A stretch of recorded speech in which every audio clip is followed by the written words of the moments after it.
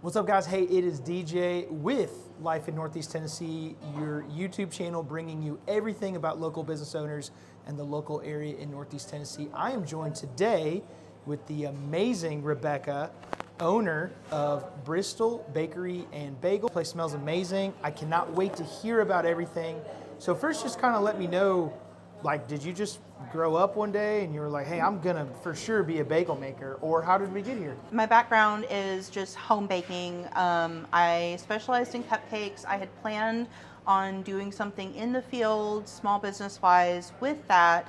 But while I was in the planning stages, my dad caught wind of the sale of the previous establishment, which was the Manna Bagel Cafe, and we decided as a family to just jump on it. We had bare bones of the previous establishment. We were able to take some of their menu items and transfer it over to our menu because there was already such a big following. And that was one thing that gave us a leg up, was that there was an established following. But at the same time, that also restricted us to not necessarily doing a whole bunch of new things. Did bring new things to the table, and we're constantly bringing new things to the table.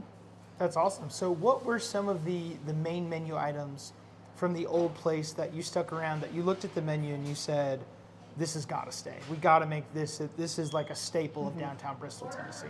Well, we did our own chicken salad recipe, but we definitely had to have a chicken salad sandwich. A sandwich called the Cafe, which is just turkey, provolone, veggies, and condiments. It's very basic, but it's a crowd favorite. It's just something simple. It's a nice little treat. We kept the British, which is a roast beef and cheddar and onion. And then, of course, lox. We had to keep the lox because it's not a bagel shop without a lox bagel. So there were a few things we kept. We tweaked a few ingredients, but then we added things like we added the Reuben. We added the Bello, the Appalachian, a spam and a bologna, spam and bologna sandwiches we've added to the menu. So That's what I grew up on. A little bologna right there. yeah. Well, Spam if it was a fancy day. Oh, well, we have both. We have both. Oh, man. Something we really want to highlight on this channel, and really the main reason why we started doing this, was someone could walk in here, maybe they're new to the area, maybe they're visiting, maybe they've lived here forever, but they've never ventured to Bristol or downtown, and they're here one day, but you could walk in, like you were working it, like you have work here on, but like, is it normal for you to work? Like, are you part of everyday occurrences at this place? Yes. I may not always be working an entire shift. I do a lot of things like in the office. I work on the sourdough bread. I do a lot of operations management. But I still hop up here and I still make drinks, make sandwiches, take orders, stuff like that. So I'm like backup when it comes to like up front. But yes, I'm usually here every day, even if I'm not here during business hours. I'm here after hours doing sourdough, doing payroll, doing something. And I think that's the core again of this, is that you could walk in here and you could look the owner in the face and know the product they're putting out there is going through she's going to know what's happening here. Like the quality is so focused on that you know that they wouldn't serve it here. So it's great to go to big chains. You can kind of see where I'm going here. Yeah. It's great to go to big chains. I think it's more important though to know who's making your food, to know their story, so then it's a lot easier to walk in here and know, hey, I'm like behind this place already because I know the owner, they're a cool person. This is the very last day of 2025 right now. What is that time frame? Give us the gap. Like, what has happened? Give us some highlights. What are the things that jump to your head that you're the most proud of? We're very proud of everything that we've accomplished. We've been able to do a lot of community work. We've been able to expand just here. We don't plan on doing another location or anything like that. Just been able to grow and become something that is us. Occasionally we still have someone come through, be like, oh yeah, I love Manna Bagel, and still call us Manna Bagel. But we understand it was that for so many years, but a lot of people have finally switched and been like, no, this is Bristol Bagel. This is something different. So I'm making a generalized statement, but I feel like people in Bristol are creatures of habit. So we try to form that habit of like, come get your bagels, have an enjoyable, relaxing time, get a coffee, try to create that habit in our locals. And of course, we have such a wide demographic. You know, we've got people that don't have a whole lot of income coming in every single day to get their cup of coffee. And then we've also got some of the richest people in Bristol coming in to get their soups. So it's a huge, and everyone in between, it's a huge range. We're very proud of that. No two customers are alike. Everyone is so vastly different. Even the people in here right now, everyone is such an individual. It's really wonderful. We're very proud of that. We're very proud of the community outreach. We work with some schools, like some colleges, to give discounts to college kids. We donate to Second Harvest. We donate to the Emergency Food Pantry. We also donate to AMVETS. So our leftover bagels, we try to get them into hands that need them. So we're able to run our business, but also share. And this is kind of, we didn't talk about this beforehand, but this is just something that popped in my head because you talked about donating. But, you know, when there was an issue with people in food security, with how things worked with SNAP benefits, what did that look like for your place? What were you guys able to do? Well, I actually worked with a couple of families that were facing the loss of SNAP benefits. I talked with them and we were able to help some with them. But we prefer going through bigger companies, so like Second Harvest. They've got their Good Sam laws and stuff like that, where if something were to happen with the food, you know, you're not liable. And we prefer to go through official channels just in case something were to happen. You know, you never know. You want to protect yourself, and of course, you know, we want to protect ourselves so that we can continue being open and providing for the community and doing these things. I want to go back to something you had said earlier, though, and we had talked about it before, which was no two customers look the same as far as when they walk in. Yep. You also mentioned that they keep coming back, right? So we have totally different socioeconomical statuses. Even in the time that I've been here, numerous types of people have walked in. And I think a really key point that I don't want to gloss over is that only happens if they feel welcomed when they walk in the front door. And I'm looking at the front door right now. Grinch, you got a Grinch on the door because it's just past Christmas. Grinch is huge in my household right now. But you walk in and the energy's there, the vibes are there. This isn't your run-of-the-mill bagel place in the area. This isn't your run-of-the-mill restaurant. This is somewhere where I want to highlight this, is where you've made a focus for people to walk in and to feel comfortable, right? Yes, absolutely. To do whatever they need to do, to take their meeting, to do some work, to just have 30 minutes alone, whatever it needs to be in this area. I think you've done a great job doing that. Thank you. Applaud to you, Thank you. and your team and your family for doing that. And so, you know, we established you guys have been here since 2019. We've talked about a lot of the proud moments. Look back at that, though, and say, hey, if there was something I wish the public knew more about Bristol Bagel and Bakery, what is that? What do you want people to know more about? We really do try to make ourselves friendly to everyone, not even just as a customer basis, but also like our food. We want our food to be friendly to as many people as possible. Like our basic bagel recipe, like just the plain bagel, that recipe is actually vegan, and it's very limited ingredients. So we have a regular who that's all her husband can eat is our plain bagels because he has some health issues, so she stocks up on them weekly.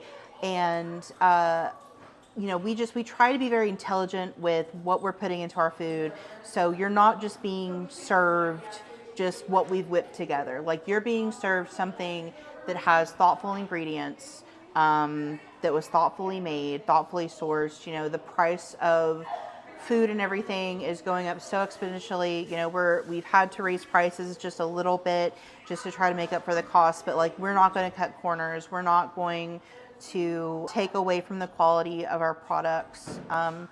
And that, I mean, that even comes down to like our coffee and everything. The price of coffee keeps going up and up and up, but we want to provide the best. We want to give you a good product for what we're charging. We've done a lot of these, and price normally comes up, you know, and that's something I think every business owner, I have businesses, price comes up, surprisingly, and there's always conversations. I think a big point to bring up is there's always someone that could do it cheaper, and I think the question is, and I'll pose it right now, if you could get something cheaper, what's the upside? What's the downside, right? To me, it's quality. If it's cheaper, but the quality would be compromised in the end, I'm not that interested. Like, for instance, our flour. I could get cheaper flour. I have tried the cheaper flour. It's not a huge difference, but I do feel like the gluten content is a little different in the cheaper version versus gold medal high gluten flour that we use. I want to pause right here. Yeah. I want to highlight, you're so focused on quality products. We're talking to the minutia of content of the flour that we're making and we're putting in place. Yeah. Y'all, if that doesn't prove to you that this is the best bagel place in this area, throw me something else that is going to tell you that, right? Right. I don't know the first thing about making bagels, but you're telling me everything I need to hear, that I need to make sure that the bagels I get are going to come from this place. I think it would be safe to say that somebody who is interested in a good experience and a quality product and in a local owner who's focused on making a good product and consistently refining and redoing and looking over what they're putting out there, it'd be safe to say this is the place for that, right? Absolutely. No, we don't want to put anything out there that we ourselves wouldn't want. Yes, slop that we wouldn't eat, we're not going to sell it, you know, and we're definitely not going to charge fair price for something that is not quality. Even Dad will say, I got the good noodles for the, you know, pasta salad, like the higher end noodles and stuff like that. So like, yeah, we try really hard to have really quality, and that's why a lot of stuff is small batch. Because my parents do a lot of the prep work, you know, we do not make our salads and stuff like that far ahead. We really only make them as needed to keep them as fresh as possible, and so that we have very little waste. That's awesome. I want to. Are Mom and Dad here today, by the way? They're not here today. No, Okay. well, they were here like this morning, but earlier. they're gone, and they'll come in. And my dad makes the soups, he makes the cookies, my mom makes the cream cheese, the salads. So they'll be here later in the day. So this is like true family-owned, family-made Yeah. type of business. That's so Yeah. awesome. Where else can you get that around here? I think that's what makes this area different than most, is that new restaurants are here all the time, but I think before we give new restaurants a try, let's give the restaurants that have been here a while and been really focused on their craft, let's just give them a nod to at least come in here, taste it, and figure out why they're still here, because there's a reason. Everything you're telling me, there's a reason why your doors are still open. Another thing I want to point out, because this is a topic for everybody, is cost. And when we focus on things and we focus on prices, normally it's a negative conversation. Right. But what I wanted to reframe that to say, if you are good at budgeting, or if that's something you focus on, which I'm highly encourage you to do, you need to budget something for yourself, or time for yourself, or something for you and your spouse, or whatever that may be, right? Your own time. And if you're going to do that, you need to go to a place and spend that money wisely. Go to a place where you know you're going to get your money's worth and a good value, because they're focused on quality. And I think that's the point I want to hit home on so much, is that if you only have a little bit to spend every single month on an experience, why not spend it on something that makes the most amount of sense to give you the best experience possible? And I think that's something that you're really doing a great job here. Well, thank you. Yeah, that's the goal, is to, you know, have everyone leave with a good experience. That's not always possible. You know, you can't please everybody, but we try. We try really hard. Try not to compromise on quality. Even, you know, the condiments, I like to buy brand name and stuff like that. You're going to be paying me money. I want to give you what your money's worth. I think that's such a different mindset than a lot of business owners have, which is like, hey, how can we increase margins? But I think you approach it with the mindset of, how can we increase experience and increase quality, and then backwards we'll have margins that way, right? Yeah, because I have, whenever I did the recent menu revamp to make it a little more aesthetically pleasing, I did alter some of the prices. Not huge price increases or anything, but some price increases just because, since the last time I reviewed the menu, food cost has gone up so much. So in order to balance everything out, I did have to do that. But so far, no one has really noticed. Like, it's just kind of baked into, what they expected already. So we've had no problems with that. I think that means the quality's there, because if the quality wasn't there, they would ask themselves, why am I paying this much money for something that's not even that good? Right. Is it okay if we do something like a lightning round? Sure. This is brand new. Okay, I'll try. Okay. All right. So I'll just ask you a couple questions and just right off the rip. Okay. All right. Best bagel ever. Best bagel ever? Everything. Everything bagel. Everything. Coffee, hot or iced? Iced for me. Best topping for a bagel. Best topping for the bagel. Vanilla bean cream cheese. Yes. I've never had that even, but yeah, Yes, for sure. Do you guys make that homemade here? Yes, we do. We blend all of our cream cheeses and everything ourselves. Even our plain cream cheese, we whip it with a little tiny bit of oil so it's nice and fluffy. Okay, pause for just experiencing that, just thinking about that. Okay, best breakfast food. Oh, early bird sandwich. What's on that? It is a meat, egg, and cheese. And you do have the option to get deluxe meat, because otherwise it's like bacon, sausage, or deli ham. But you can also get deluxe meat, which is the fried bologna or fried spam. Okay, pause again for that. Okay, and the last question, where can people find out more information about you? Our socials, Facebook, we're active on Facebook, we're active on Instagram, and we're active on TikTok. TikTok is probably more laid back and just like silly videos and stuff like that. But our Instagram and our Facebook, you can contact us anytime on those. We also have an email, Bristol Bagel and Bakery, all spelled out, at gmail.com. You can also send us any questions that you may have there. That's where a lot of people go for their catering orders. They just email so that we can email invoices and stuff like that. But yeah, that's how you can get a hold of us. Well, thank you for doing this. I think you have a great place.